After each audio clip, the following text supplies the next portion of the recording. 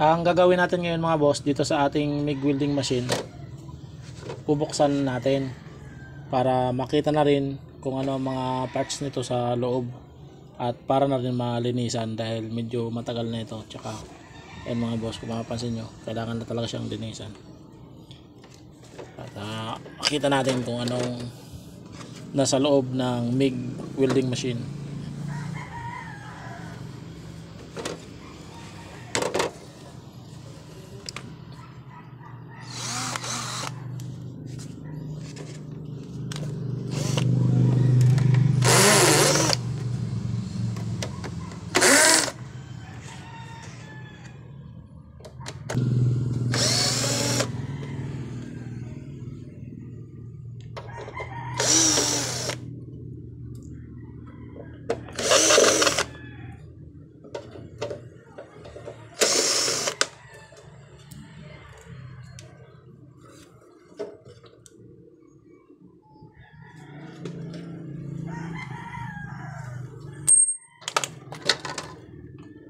Takip lang ito.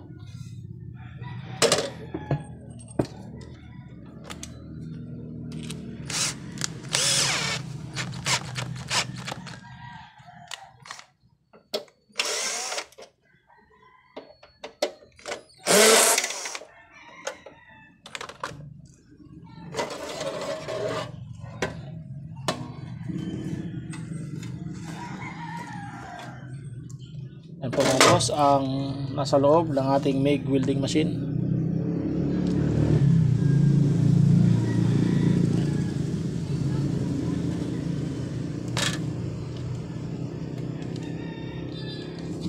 Dito pala hindi pala ito natatanggal. Dito pala nakakunik itong ground.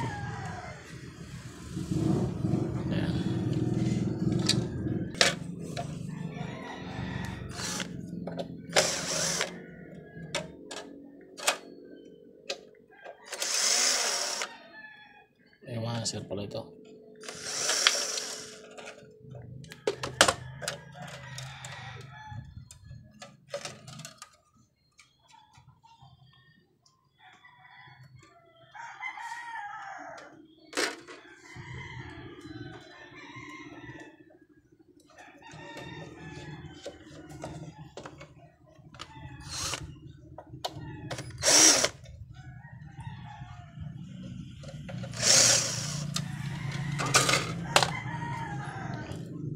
Ito mga boss na ating MIG welding machine, maayos ito, wala itong sira. Bale, kaya lang natin to binuksan para makita kung ano ang mga parts na sa loob at para na rin malinisan.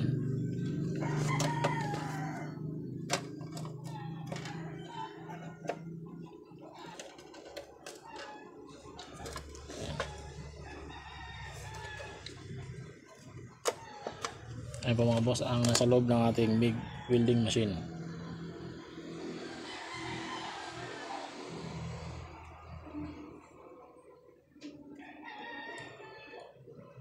Ang gagawin natin na paglinis dito, babrush lang natin. Gamitan lang natin ng brush ito at i-vacuum. I-blower pala.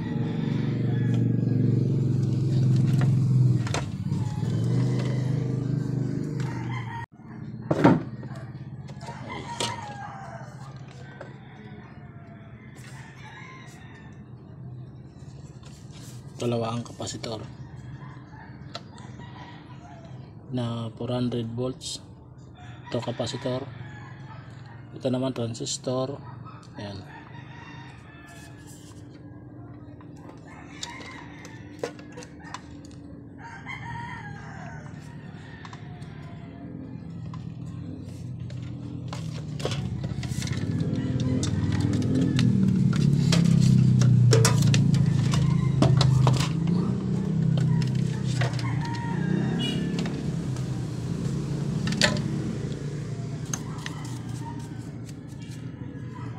Kapag marami ng alikabok dito tapos nag-moist, yan din ang dahilan kung bakit masisira ang ating MIG welding machine, maliban sa pag overuse. minsan din nagkaka-moist din dito sa parts, dito sa mga transistor, resistor, diode, ganyan. Kaya lilinisan natin para tumagal pa ang buhay ng ating MIG welding machine. I-brush lang natin, tapos blower, pwede rin i-vacuum.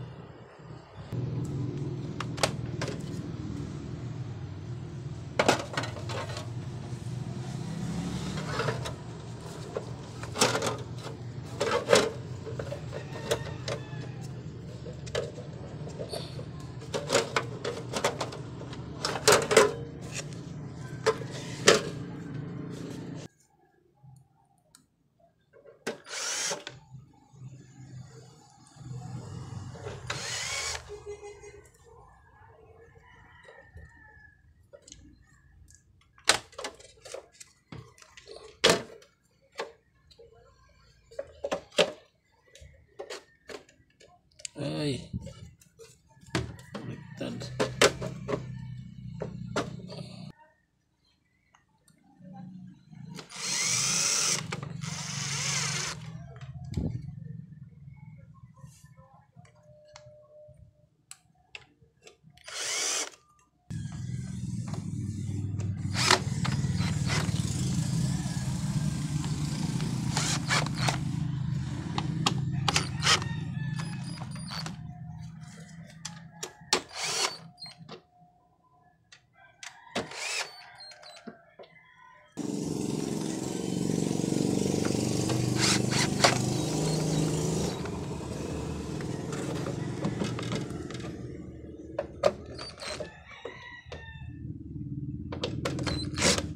Yan po mga boss, na linisan na natin. Nailagay na rin natin ang takip.